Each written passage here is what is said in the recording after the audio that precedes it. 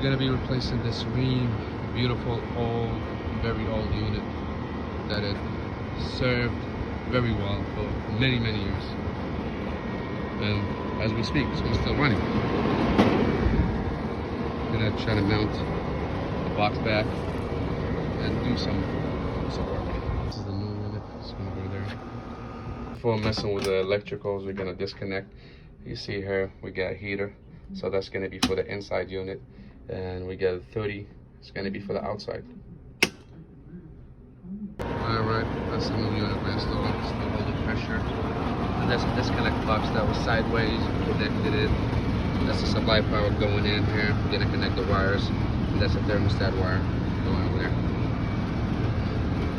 And that's the new install.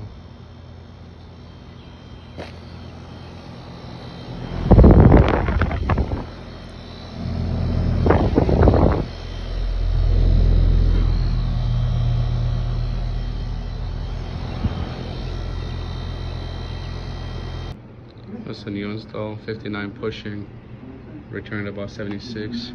It was 85, now 77. We're good to go.